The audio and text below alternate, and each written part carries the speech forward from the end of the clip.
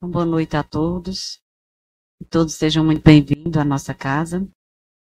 Muita alegria que hoje nós recebemos aqui a caravana de Santa Luzia.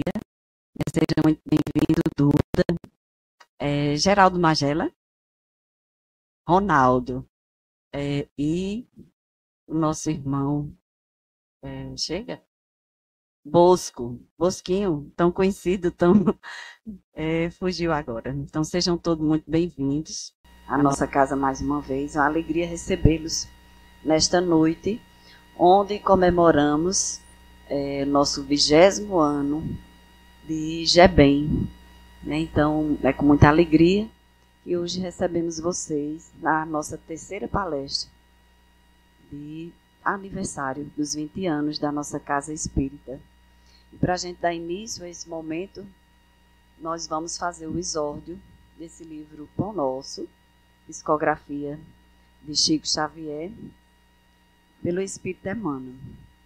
E a mensagem da noite, mensagem número 133, que tem como tema o grande futuro.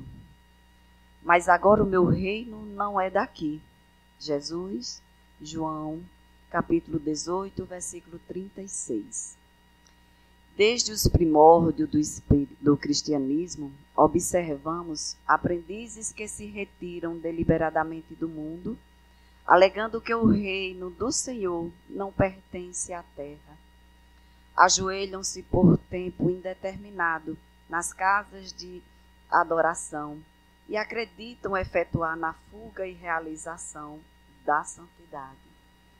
Muitos cruzam os braços à frente dos serviços de regeneração e, quando interrogados, expressam revolta pelos quadros chocantes que a experiência terrena lhes oferece, reportando-se ao Cristo diante de Pilatos, quando o Mestre asseverou que seu reino ainda não se instalara nos círculos da luta humana.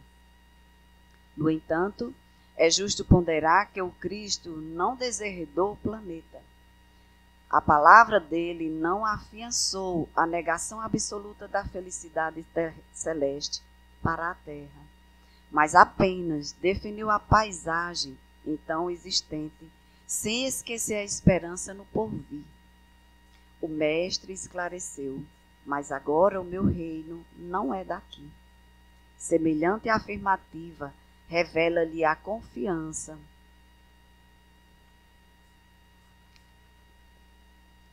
Jesus, portanto, não pôde endossar a falsa atitude dos operários em desatento. Tão só porque a sombra se fez mais densa em torno de problemas transitórios, ou porque as feridas humanas se fazem, por vezes, mais dolorosas. Tais ocorrências, muita vez, obedecem à pura ilusão visual.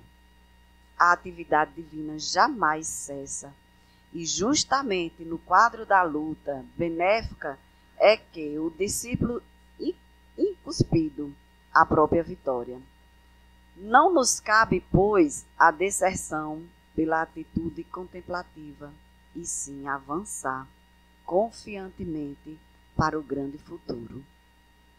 Então a gente convida nesse instante o nosso irmão Gilbert, que irá fazer a nossa prece inicial.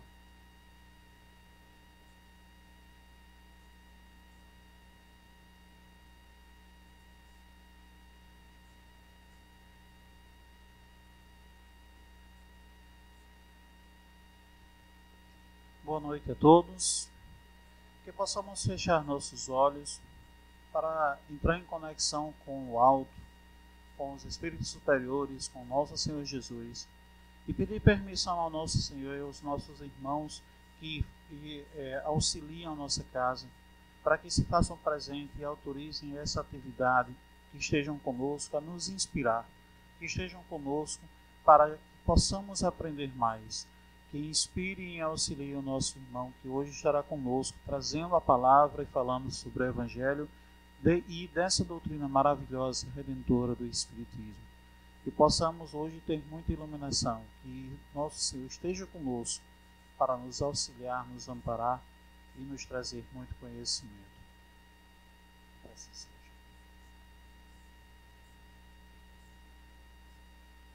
Então convidamos o nosso irmão José Pereira, mais carinhosamente conhecido por Duda. Né, Duda? Duda está vindo lá do Bezerra de Menezes, de Santa Luzia, né? Irá tratar o tema hoje conosco, luto e saudade, esperança além da morte. Então, que possamos estar bem atentos, Duda, para a mensagem que você irá nos esclarecer na noite de hoje. Então, seja muito bem-vinda.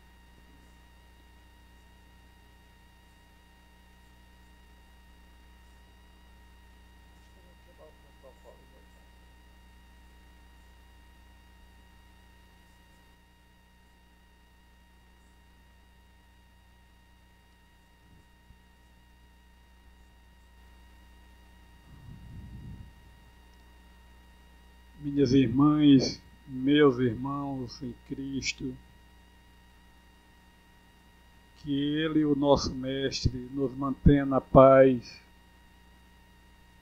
na harmonia, para vivenciarmos este momento, esta noite, nesse clima alimentado por Ele, o Senhor de nossas vidas. E assim possamos nos abastecer espiritualmente, uma vez que todos nós necessitamos desse pão espiritual. Do jeito que precisamos do pão material para o corpo físico, igualmente necessitamos do pão do Espírito. Que possamos nos abastecer nesta noite pela bênção do alto.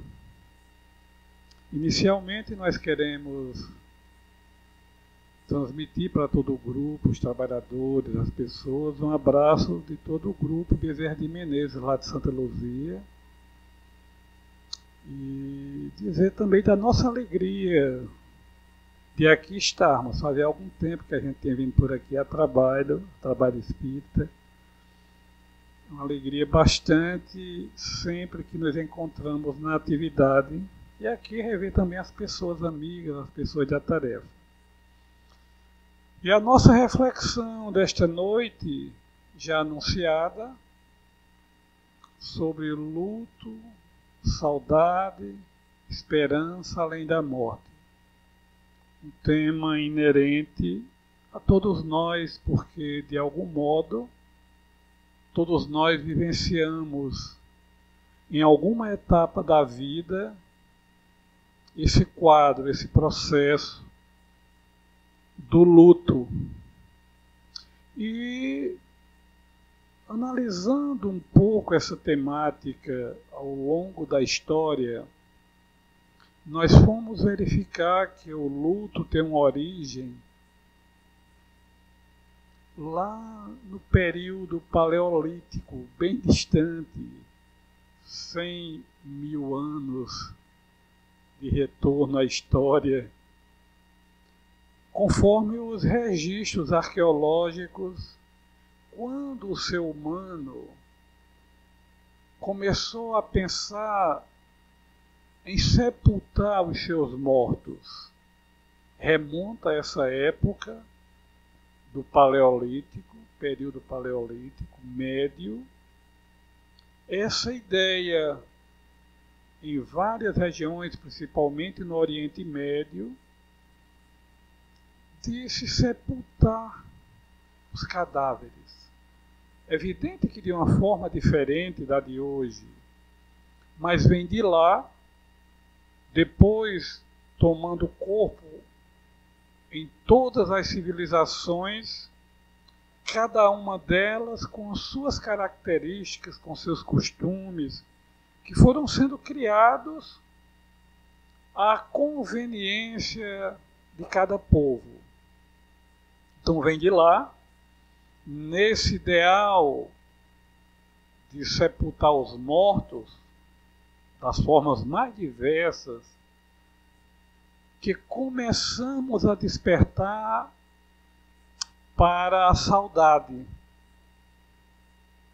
Quando deixávamos lá o corpo do nosso ente querido, estamos nos reportando mais a questão do ser humano, mas falaremos um pouco do luto de um modo geral.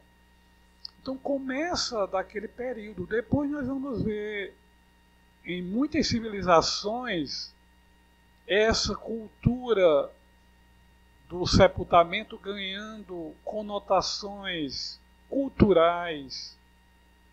Quando vemos nos cemitérios, os túmulos, como a ideia de registros culturais, história de saudades, registrada nos túmulos pelos próprios ambientes que foram construídos dentro dos cemitérios, os mausoléus, etc.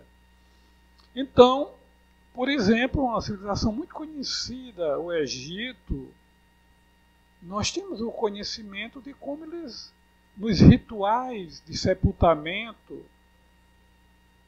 dependendo da importância da família, as características, as pirâmides, por exemplo, para as pessoas de destaque político, os faraós, principalmente, todo um ritual de sepultamento, com instrumentos, com comida até, numa perspectiva cultural, já na época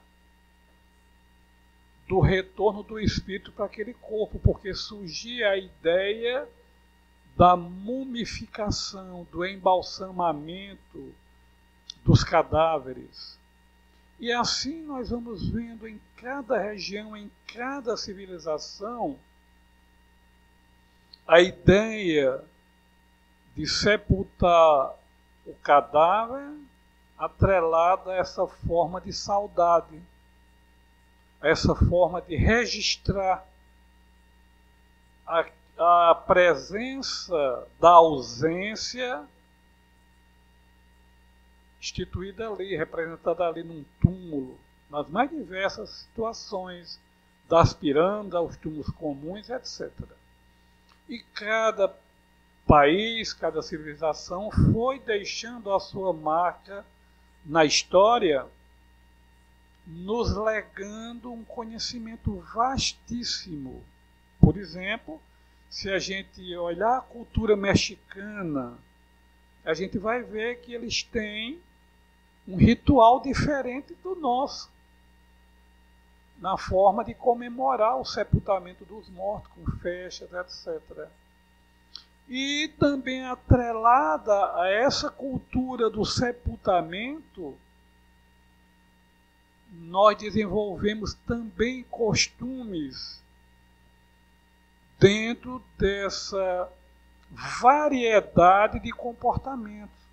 Por exemplo, o uso do preto, da roupa preta, ela tem origem também nesses tempos distantes, onde se usava o preto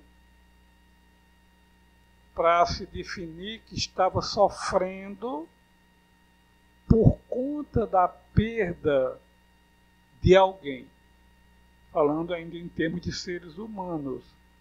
Mas não é só o preto. Também em algumas culturas se usa o branco. Se usa o branco. Contraste. Nós pegamos, por exemplo, a China, a Índia, o Japão, muitos povos usando o branco nos rituais de sepultamento como uma forma de homenagem aos que partiram, mostrando como é diversificada a nossa cultura, a nossa forma de olhar para esse momento de alguém que partiu e como nós nos comportamos. O preto, em algumas regiões do planeta, ele inclusive desceu a rituais, a obrigações, porque havia um tempo estipulado, principalmente para as mulheres, as viúvas, elas deveriam usar luto fechado por 2 anos. 2 anos. Era uma obrigação social. 2 anos.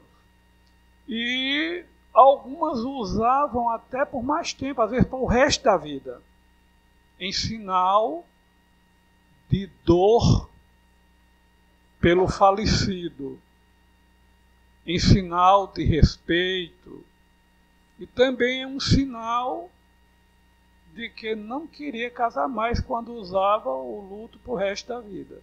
Significava dizer, em algumas culturas, que aquela viúva não pretendia mais casar. Na Inglaterra, no Reino Unido, melhor dizendo, nós tínhamos a história da Rainha Vitória, que usou preto por mais de 40 anos.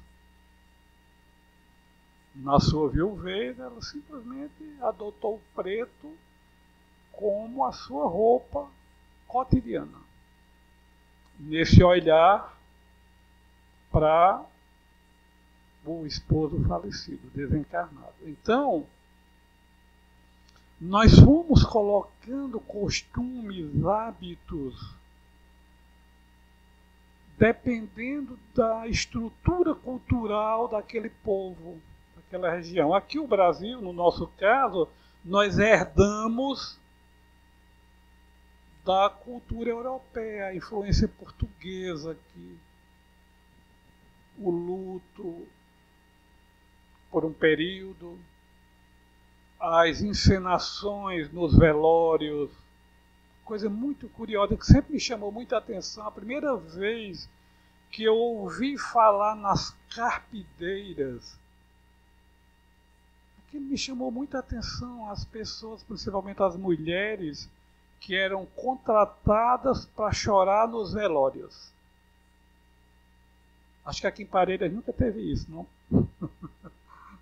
As mulheres que eram contratadas, nós tivemos muito isso, principalmente na Europa, porque chorar no velório significava que era um defunto querido. Eu acho horroroso esse termo defunto, né? Era alguém querido, então tinha que ter choro. E eu me lembro que lá em Santa Luzia, às vezes, eu ouvi isso de uma pessoa uma vez, uma senhora assim, num velho, tinha ninguém chorando. Assim, a preocupação, porque não tinha ninguém chorando no velório. E aí eu me lembrei da primeira vez que eu ouvi falar nisso e fui depois pesquisar e descobri que era um fato, era uma realidade. Pessoas contratadas especificamente para chorar naquele velório. Então é simbólico esse luto, esses costumes e essa saudade que passou a ser registrada na nossa forma comportamental. As construções dos túmulos foi um processo de registrar uma história ali, guardar uma história ali. Mas o luto, ele vai além disso, da perda, isso não é um termo espírita, estou falando no geral, da morte, porque o luto não está atrelado unicamente à pessoa que morre. Numa perspectiva freudiana, em 1917, Sigmund Freud lança um livreto, digamos assim, fazendo uma avaliação do luto e da melancolia.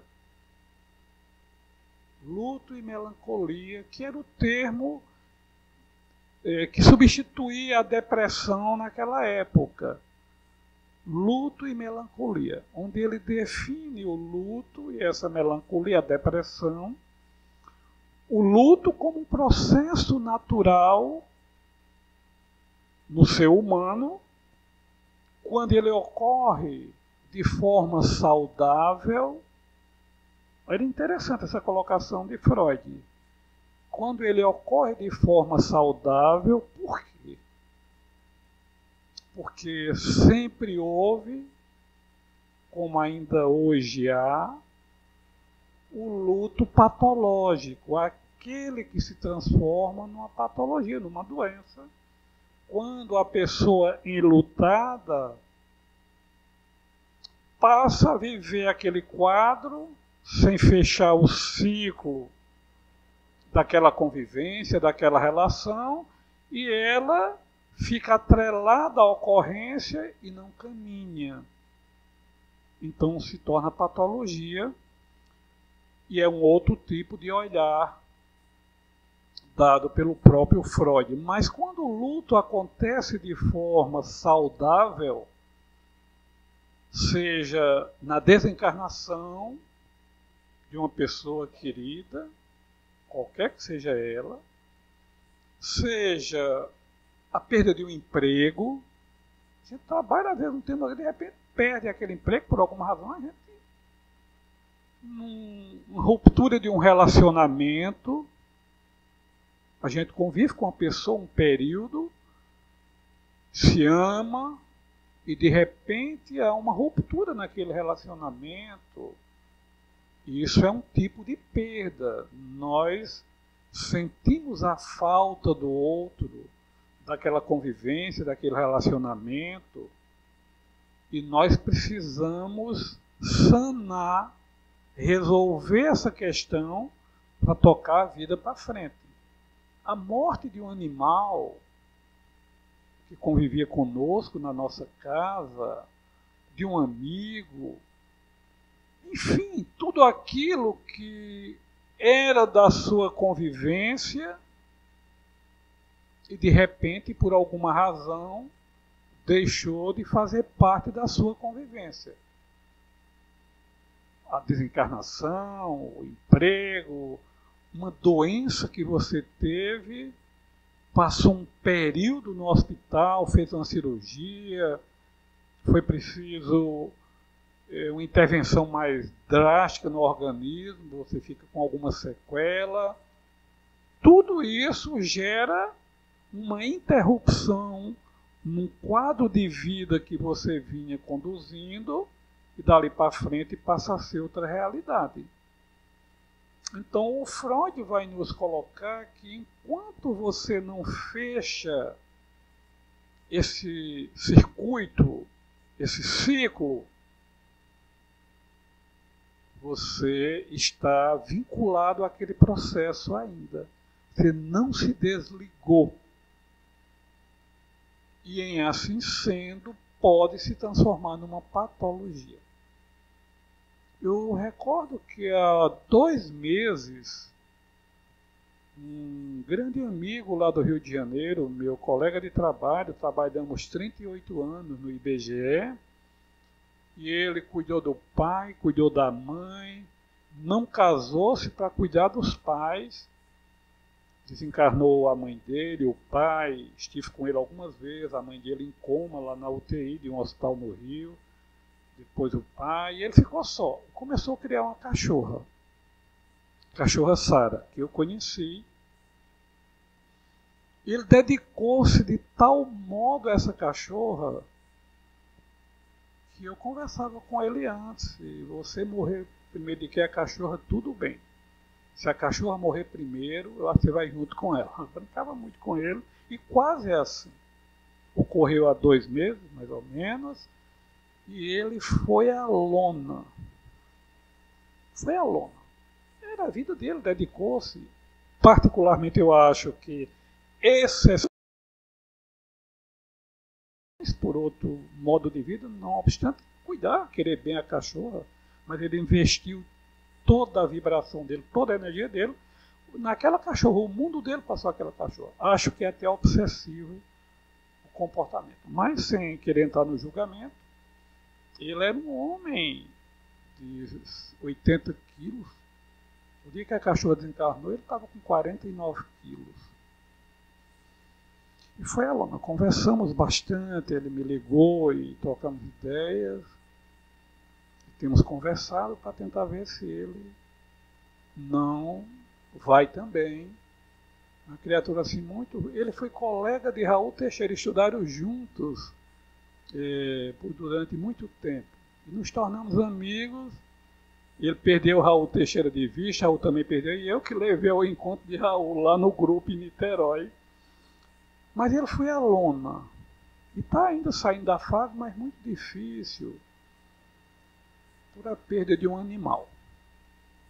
Me ligou perguntando: Pereira, como vai ser? Sara no mundo espiritual? Disse: tenha calma, não vamos falar disso agora. Sara não é espírito, é um animal. Se cuide. E a gente vai conversando devagarzinho, e vem conversando com ele, para ele se levantar. E assim com uma pessoa também, uma pessoa querida, e que nós precisamos fechar esse circuito, porque isso faz parte da vida. O luto é essa travessia que se instala em nossa vida, e nós precisamos fechar o ciclo, como diz Freud, tocar para frente. Não é que a gente vai esquecer a pessoa ou o animal, ou o que houve, que gerou aquela ruptura. Não é isso, a gente não vai esquecer. Mas é a emoção com a qual eu me lembro daquela ocorrência. A emoção com a qual eu me recordo da minha esposa, do meu esposo que desencarnou, do meu filho, do meu ente querido, seja qual for. Esquecer é impossível. Mas a emoção que vem à tona quando eu me recordo dele, dela, etc. Isso me diz se eu fechei o ciclo e toquei minha vida para frente. Ou se eu estou prisioneiro daquele quadro e não estou andando. E aí o luto se torna patológico. Ele nos leva a depressões, etc. Há vários tipos de doenças. E a principal delas é que a gente vai culpar quem partiu por conta do estado que a gente está. Depressivo, doente. Porque é em função da ausência que eu me abati. Em função da ausência do meu ente querido, que eu parei, deixei de andar, de caminhar. E indiretamente eu estou colocando a culpa no que se foi.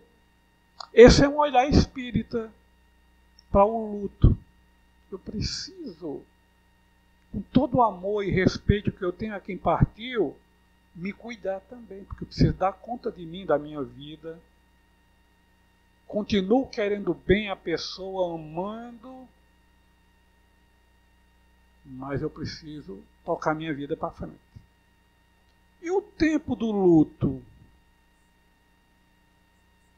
Freud entra também nessa questão para nos dizer que o tempo do luto ele é relativo, que cada pessoa tem um tempo.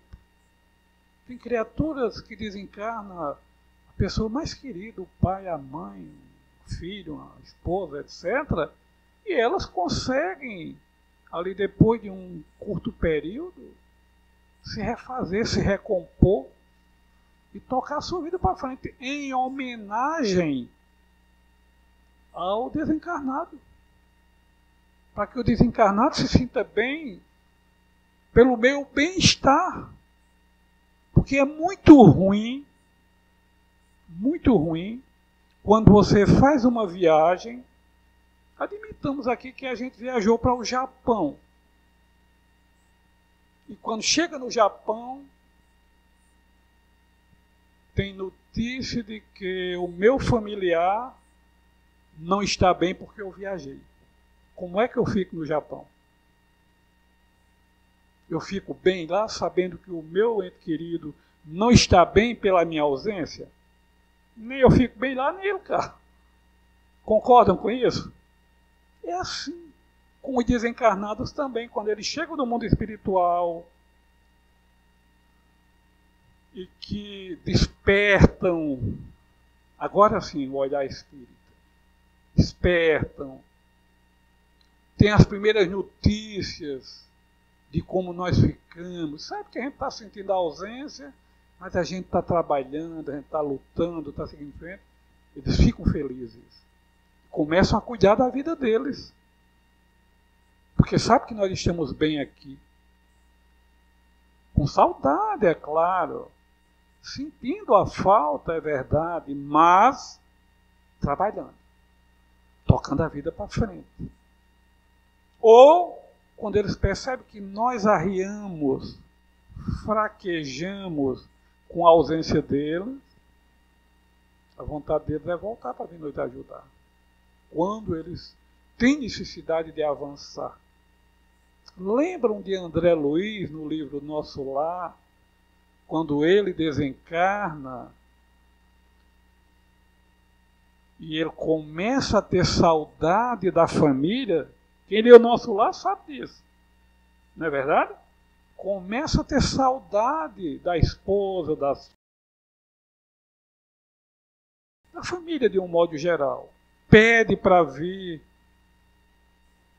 ao Rio de Janeiro, vir à terra visitar a família. O pessoal recomenda que não é o horário ainda, não é tempo. É melhor demorar mais um tempo. Ele não gosta, mas aceita. Mas continua lá com saudades, trabalhando, até que tem bônus horas. E chega um dia que diz, ó, vai uma turma lá para a terra, você tem direito a ir acompanhar. Passar uma semana lá. E ele vem cheio de saudade. A narrativa do livro é muito interessante, né? Até ele chegar na casa dele com aquela alegria. E quando ele se dá conta que nem o retrato dele está mais na parede, ele começa a não gostar.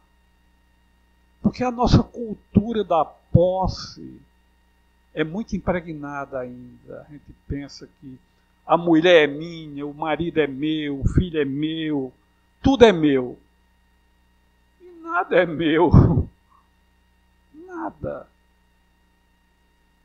Quando ele não vê o retrato na parede, e quando ele vê que a senhora Zélia, que era a esposa dele, casada em segundas núpcias, ele tem um curto-circuito de ciúme. Não é verdade? Um curto-circuito lá, quase se desestrutura emocionalmente. Foi preciso pedir socorro à Nacívia lá nas câmaras de retificação para se segurar. Olha que coisa, o machão ciumentão desencarna, não quer que a mulher siga em frente. Tem que seguir sozinha para tomar conta da família, com tudo. Ele não admite. É o retrato de André Luiz ali, é o retrato nosso. E aí os amigos chegam e dizem assim, André, esqueceste o que aprendeste? E aí ele, se você ama a sua família, vá cuidar dele, porque ele estava doente. O segundo esposo de Dona Zélia estava doente. Vá cuidar dele como médico, porque ele é quem está colaborando com ela para cuidar de seus filhos. E aí ele se renova, vai para a Mata da Tijuca buscar remédio. Então, lembrar desse detalhe, fazer remédio para ela, ele se recompõe, se harmoniza.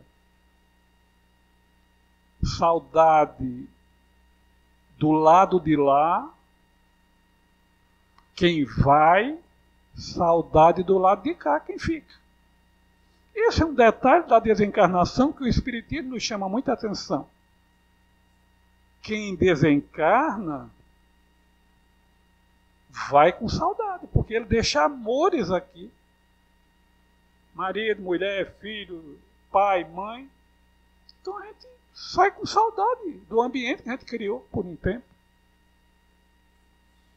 Mas quando chega no mundo espiritual, encontra amores lá também, companheiros, companheiras de outras experiências reencarnatórias. Amores aqui que ficaram, amores lá que estão. Os desencarnados também têm saudade. Isso é uma faceta do luto que Freud não explica, porque ele não teve coragem. Alguns biógrafos dele dizem que ele travou contato com a reencarnação e não teve coragem de levar para a academia. Diz, aliás, que é uma das tristezas dele, que ele veio para o mundo para romper essa barreira do conhecimento e ele não teve coragem. se segurou com medo da crítica nas academias. Mas é outro campo, não é o nosso propósito. Então, ele não viu isso, que quem está lá tem saudades, e quem está aqui também fica com saudades. Porque a vida é assim. A barreira física não nos separa. Nós estamos unidos pelos sentimentos. Então, o luto, em função da desencarnação de um ser querido, de um animal, de um trabalho, de um problema de saúde, ele precisa ser trabalhado. Os espíritos, quando falam nessa questão, alguns dizem que um luto razoável, média geral, 1 semana. Você está bem, tal, vai lá, velório, aquele período, aquele momento, organiza as coisas, se recompõe com aquela vida ausente fisicamente, e agora sim, meu amigo, minha mãe, meu pai, minha esposa, meu esposo, partiu, não está mais comigo fisicamente. Muito embora no nosso caso espírita, nós sabemos que as pessoas existem, mas eu preciso continuar agora na Terra sem a presença dele. E vou embora cuidar da minha vida. Vibrando com eles, tal, fechei o ciclo. O nosso reencontro agora é no campo espiritual, ou quando eu desencarnar, ou quando ele reencarnar, eu voltar para o meu circuito familiar, mas ali se concluiu uma experiência. Uma travessia, porque a vida na Terra é uma travessia. E dentro dessa grande travessia, que é o nosso projeto reencarnatório, nós temos pequenas travessias, os problemas dos desafios do dia a dia. Mas eu preciso fechar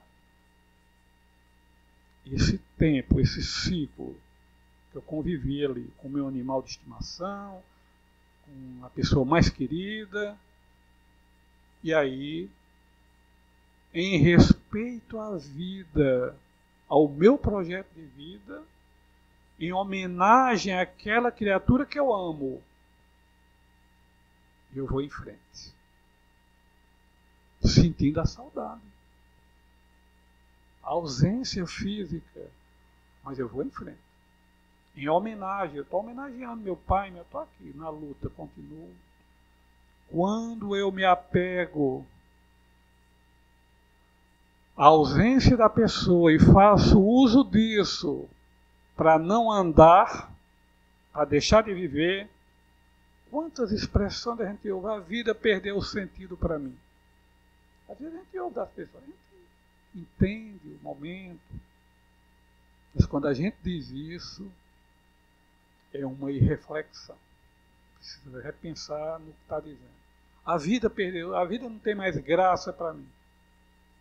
A culpa é do outro que se foi. A culpa é de Deus que tirou a pessoa de mim. Então são atitudes ingênuas, demonstrando a criança espiritual que nós ainda somos. O ser espiritual, o ser imaturo, egoísta, que nós ainda somos. Dentro dessa prática, desses costumes que nós fomos criando para a desencarnação das pessoas, para o sepultamento, para os velórios, vemos coisas assim interessantes. As pessoas se criaram um hábito de levar a vida como era antes, levar até a comida do desencarnado para o cemitério. Claro que isso é um estado de perturbação. Quando o desencarnado está lá e no outro dia chega lá o esposo ou a esposa com a comida. Não sei se em Parelhas você vira alguma coisa dessa. Eu tive a oportunidade de ver. Foi cômico, mas verdadeiro. com todo respeito à pessoa, um casal, que eu conheci inclusive. E depois eu fui saber da história que me contaram, eu não acreditei. E fui saber da família. E uma pessoa da família me confirmou que foi assim. A senhora vivia, o marido, ele desencarnou. E no dia seguinte, ela chegou ao cemitério com o jantar dele. E ele passou muito tempo convivendo com ele. E à noite ele só gostava de comer cuscuz com leite e aquela carninha assada batida na manteiga. Coisa muito gostosa, né? Para dar água na boca de vocês aí, né? E 5 da tarde o coveiro ia saindo e ela foi chegando com aquele luto e ele olhou e ela entrou, vim deixar o jantar de fulano. E ele ficou assim, foi lá, deixou e saiu. Amanhã eu trago outro e levo a vasilha. Quando ela saiu, ele foi lá, quando olhou cuscuz com leite, uma carninha assada quentinha, ele só fez tirar, comeu todinho e deixou lá a vasilha. É verdade, a gente pode rir, mas é um fato verdadeiro. Exato. E assim ela fez. No terceiro dia, o coveiro só comeu a carne, não comeu o cuscuz. E no dia seguinte, quando ela chegou, que viu que só tinha comido a carne, ele disse: está muito orgulhoso pro meu gosto, amanhã vem cuscuz puro, nem leite eu trago. E não trouxe cuscuz. Eu perguntei ao coveiro, ele está encarnado ainda lá em Santa Luzia. Eu fui lá e ele disse: é verdade. Se você comeu, eu comi.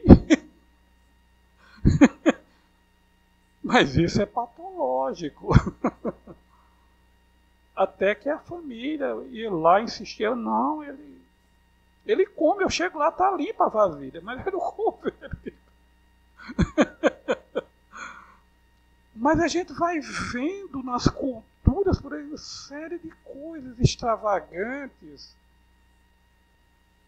indicando a nossa ignorância com relação a esse luto saudável que Freud nos apresentou, e o luto patológico. E aí surge, dentro dessa saudade e nessa perspectiva da esperança além da morte, surge um homem na Terra que para nós espíritas é a representação máxima da esperança além da morte. Jesus Cristo, para nós, é esse homem que não teve mais como ele nos exemplificar que a vida na Terra precisa ser vivida com esperança. Porque ele tirou a ideia da morte, a ideia do morrer.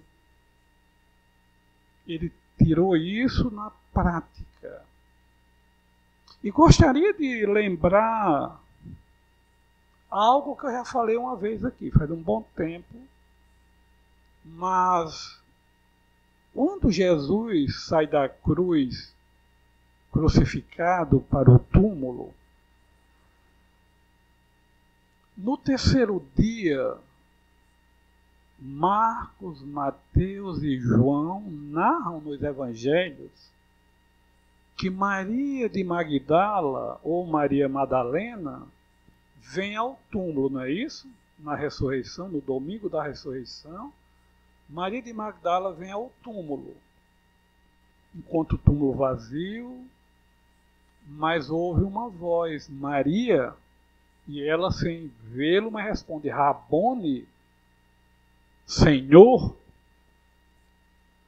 E ele se apresenta para ela, depois de morto.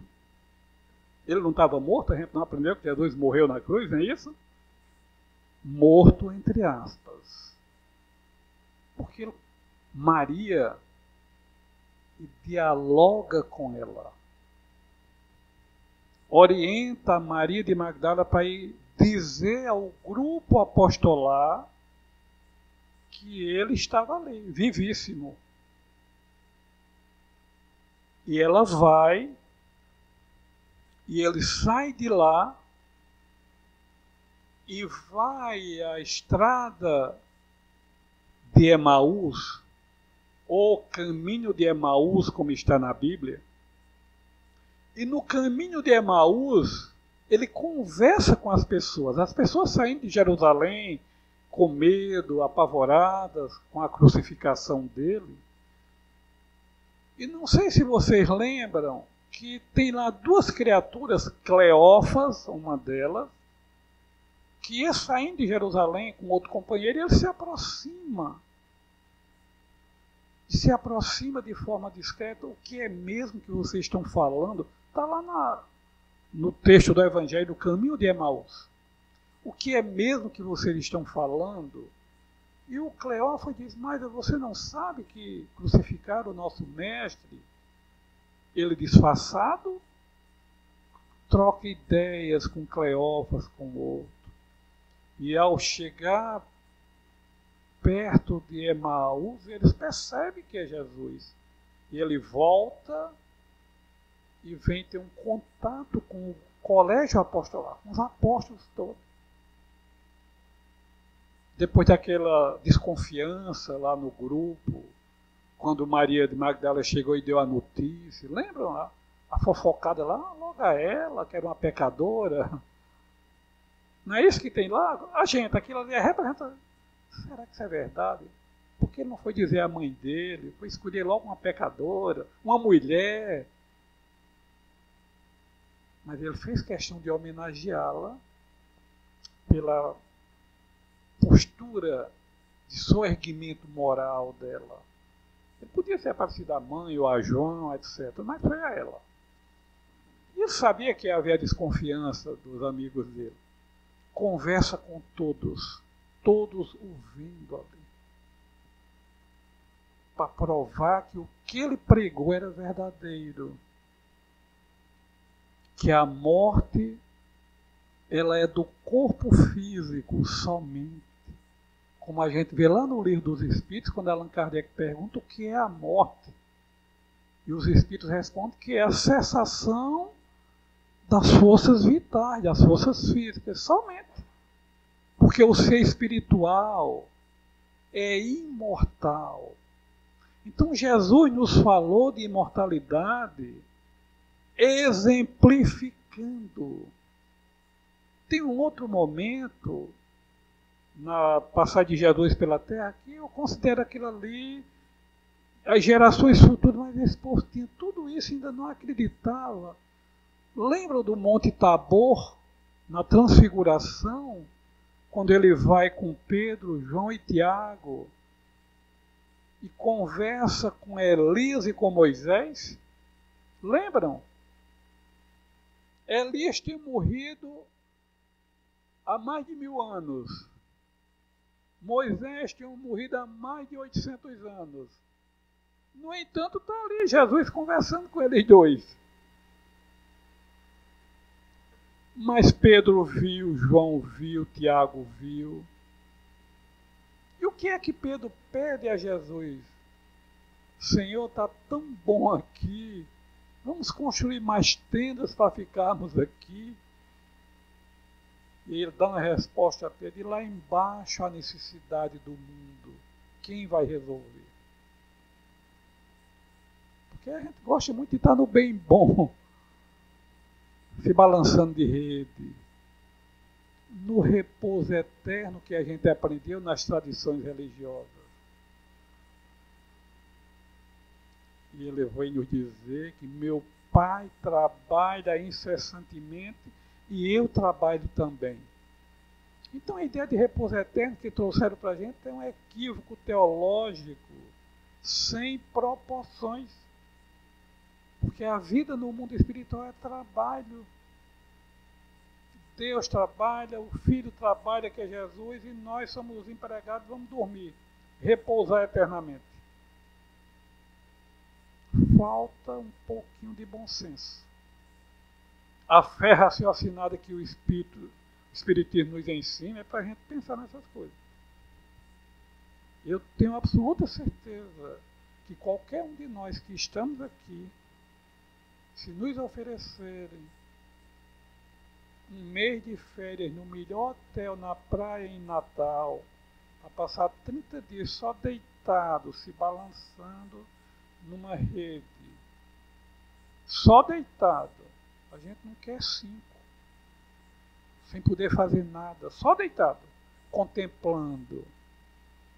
Porque a vida é ação, é movimento. Como é que a gente vai agora desencarnar e ficar em repouso eterno?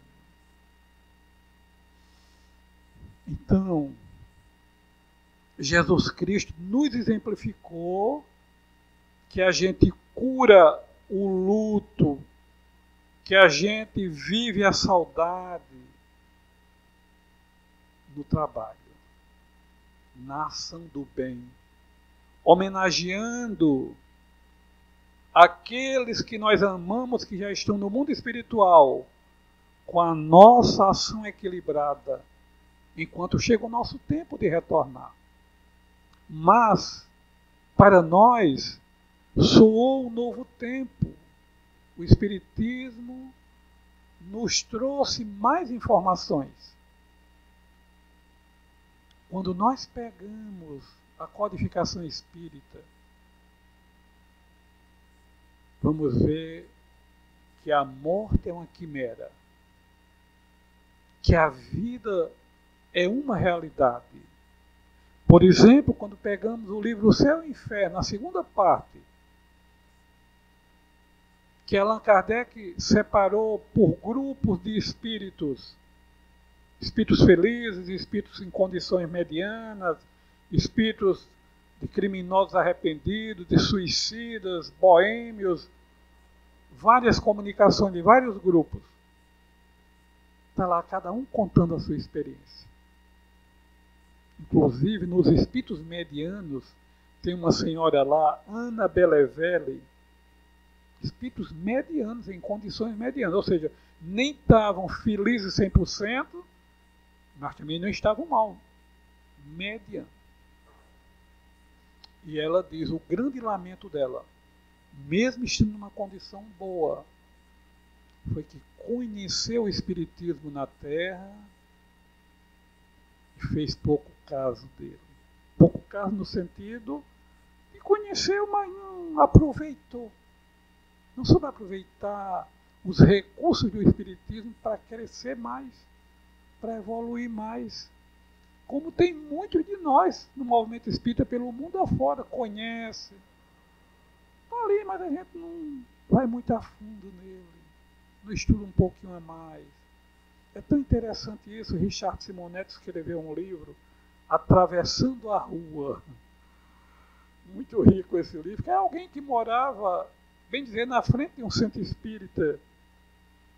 Só precisava atravessar a rua e morrendo com os seus problemas em casa, com seus sofrimentos, bastava só atravessar a rua. E nunca atravessou a rua. E esse livro, quando eu fui trabalhar em João Pessoa por um período, encontrei uma amiga lá, tornou-se espírita.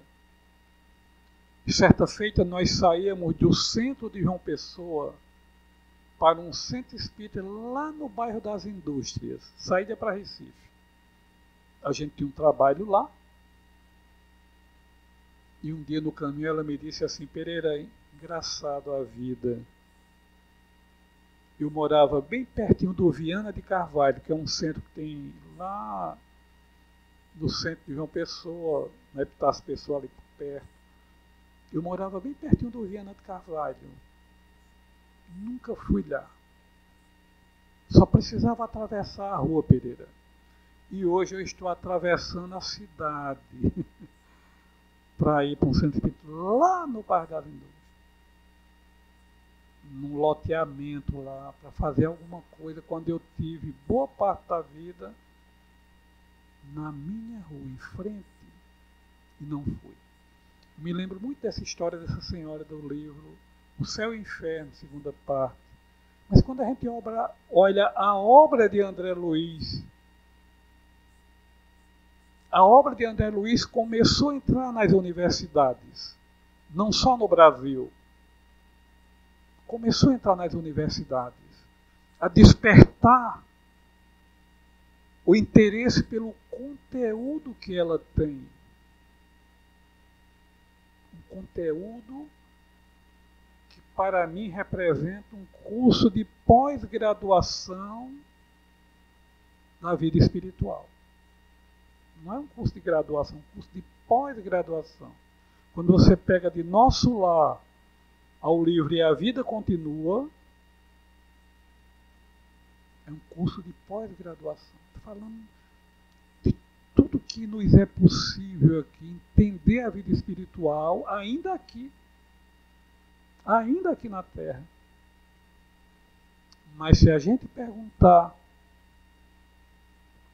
quantos espíritas conhecem a obra de André Luiz, a gente vai ter uma grande decepção com a quantidade que conhece a obra de ponta cabeça. Se a gente pegar a obra de Manuel Filomeno de Miranda,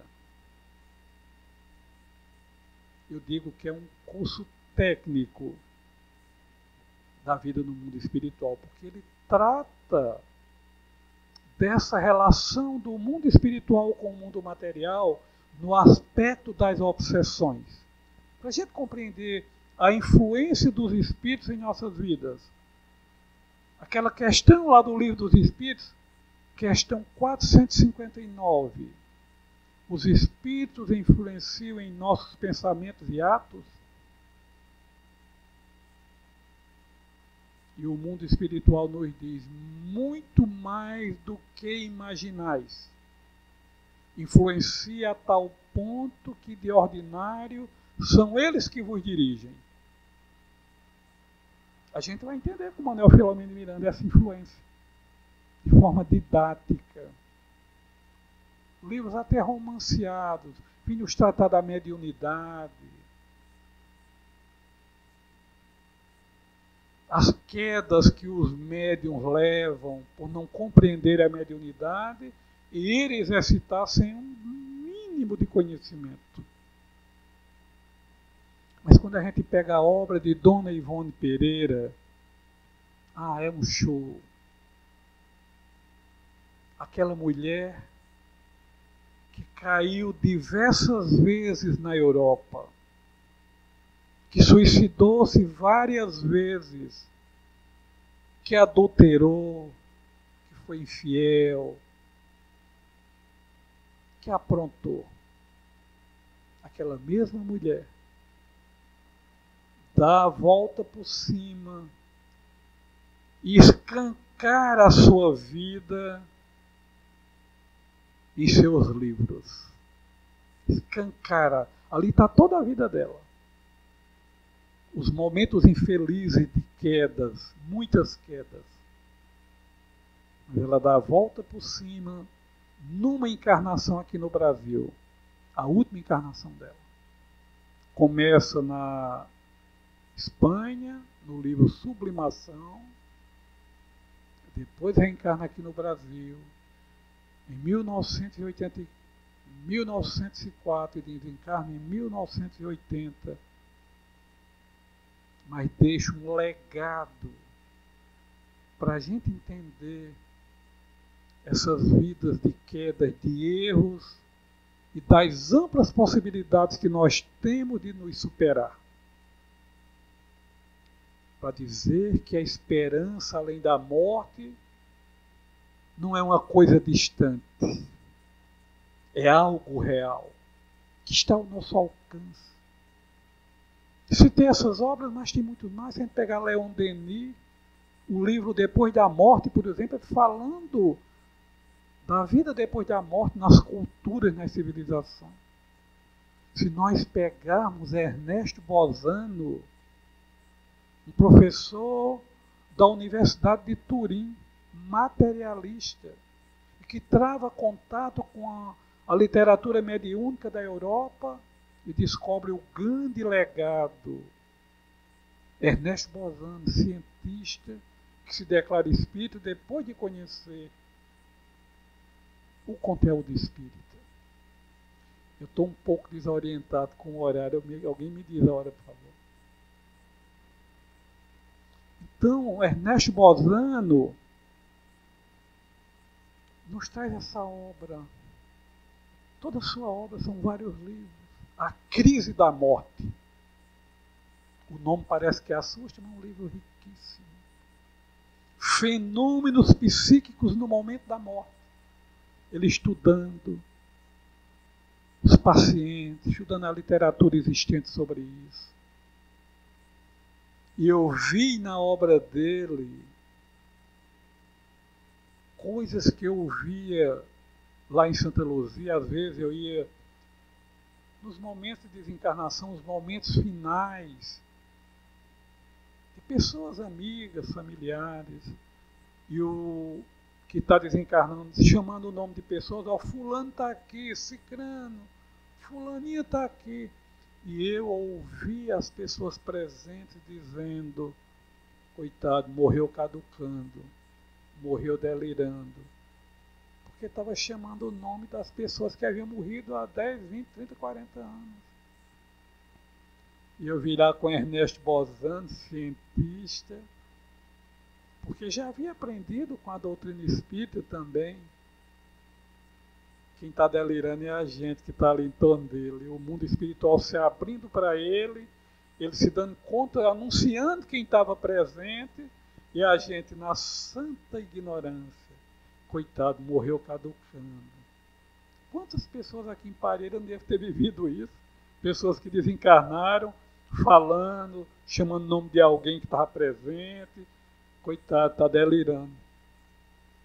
Quem está delirando é a gente, não está vendo nada, e eles estão vendo tudo já. Mas tem uma outra figura, Ernesto, aliás,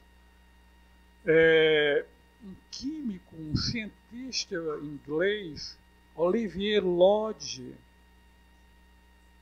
ele sai com expressão também ateu, materialista, quando trava contato com a obra mediúnica norte-americana, não foi nem da Europa.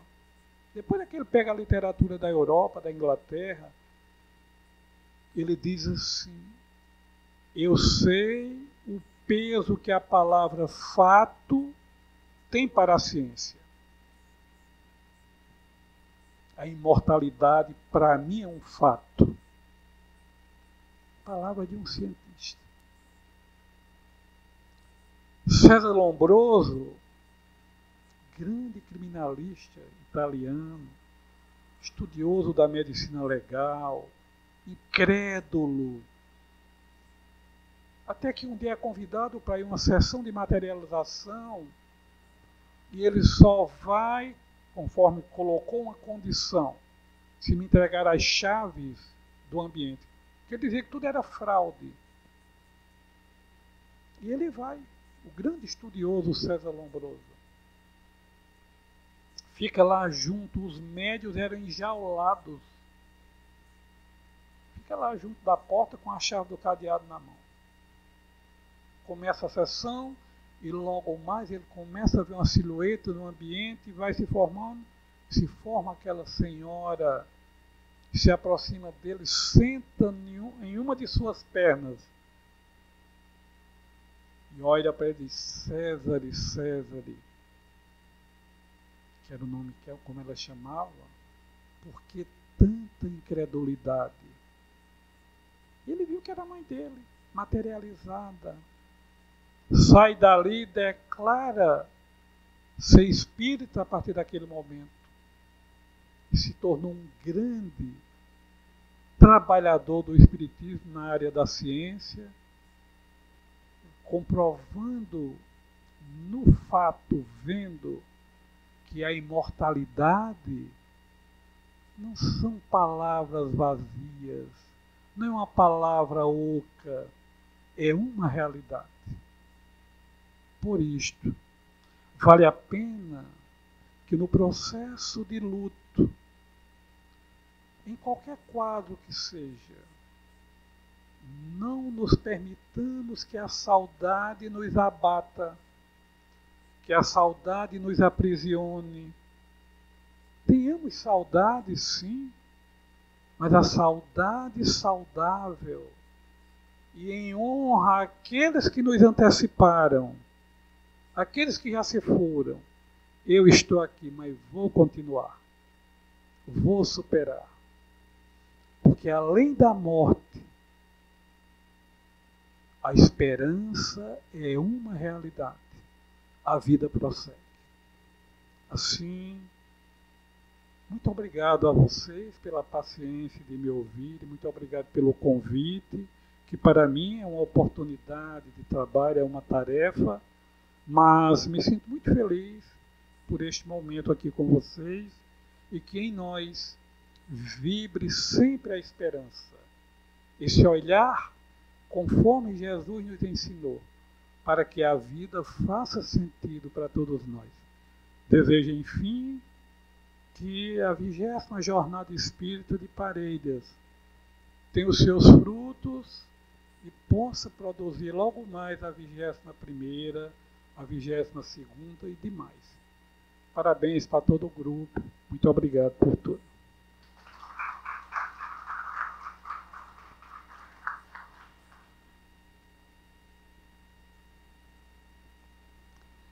Nós que agradecemos, Duda, pela belíssima explanação que você nos trouxe na noite de hoje. Só enriquece cada vez mais a nossa 20ª Jornada Espírita aqui de Parelhas. E antes da gente passar para a prece e o trabalho de passe, eu gostaria de já estender o convite a todos que possam também convidar os amigos, familiares, vizinhos, para se fazer presente também na próxima palestra, aqui dia 24, será uma mesa redonda com o tema Esperança, Fé e Caridade, a Jornada da Alma, Momento de Arte com Alisson Campelo. E olha que riqueza, tá vendo? Sempre enriquecendo, então, nossos encontros aqui. Então, Socorro nos traz essa novidade, né? Então, só nos instiga a estar presente nesse momento. Então, no dia 24, próxima sexta, quem vai estar presente nessa mesa redonda será nosso irmão Micael com o Alisson Campelo, lá de Currais Novos, da Seara de Luz. E também já vamos estendendo o nosso convite para o dia 31, aqui na nossa casa, onde teremos Fred Menezes, né, Frederico, que irá trabalhar o tema Reencontro de Almas na experiência da adoção. Então, possamos divulgar nessas palestras e convidar mais pessoas para se enriquecer junto com a gente aqui na nossa casa, que é sempre uma alegria tê-los aqui. Então, vamos convidar nosso irmão Micael para fazer a nossa prece de encerramento. E logo após a nossa prece, nós teremos o trabalho de passe. Elevemos o pensamento a Deus em prece. Deus, nosso Pai, Jesus, Divino Mestre e amigo, equipe espiritual que dirige os trabalhos dessa casa, muito obrigado. Pela bênção da doutrina espírita em nossas vidas, pela bênção do Teu Evangelho. Que nós possamos edificar a Tua Igreja em nossos corações. Nos ajuda, Senhor, a vencermos as nossas más inclinações. Que nós possamos, com perseverança, desenvolver nossas virtudes. Que nós possamos perdoar. Dai-nos forças, precisamos muito de força do alto para perdoar. Que nós consigamos diminuir o nosso orgulho, o nosso egoísmo. Para que cada vez mais aceitemos uns aos outros, sem grandes exigências com o próximo, mas que sejamos muito exigentes com nós mesmos. Que as luzes desse lugar, as luzes de amor, possam envolver todos e que todos aqui possam levar essa luz para casa. Que reine aqui o acolhimento e as vibrações de amor também para os irmãos desencarnados. Pedimos permissão para encerrar mais um trabalho. Assim seja.